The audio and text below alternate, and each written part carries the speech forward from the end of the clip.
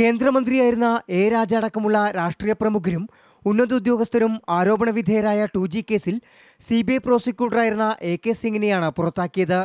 കേസിലെ സുപ്രധാന വിവരങ്ങൾ AK സിംഗ് ആരോപണ വിധേയർക്ക് ചോർത്തി നൽകിയെന്ന് CBI നടത്തിയ പ്രാഥമിക അന്വേഷണത്തിൽ തെളിഞ്ഞിരുന്നു.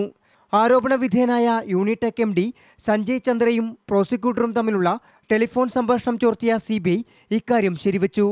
കേസിൽ CBI സ്വീകരിക്കുന്ന നിലപാടുകളും അന്വേഷണ പുരോഗതിയും AK സിംഗ് കൃത്യമായി ആരോപണ വിധേയരെ അറിയിച്ചതായി ടേപ്പിൽ നിന്നും വ്യക്തമാകുന്നു. കേസിനെ എങ്ങനെ പ്രതിരോധിക്കണം എന്നത് സംബന്ധിച്ച് കൃത്യമായ നിർദ്ദേശം AK സിംഗ് ആരോപണ വിധേയർക്ക് നൽകുന്നുണ്ട്.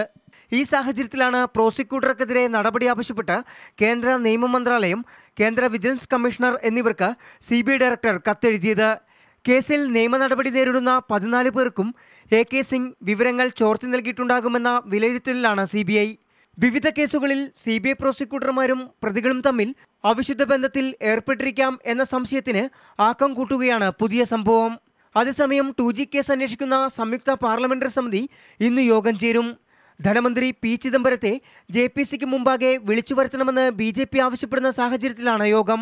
CBI director Ranjit Sinha, telecom secretary R Chandrasekhar എന്നിവർ ഇന്ന് JPCക്ക് മുമ്പാകെ ഹാജരായേക്കും.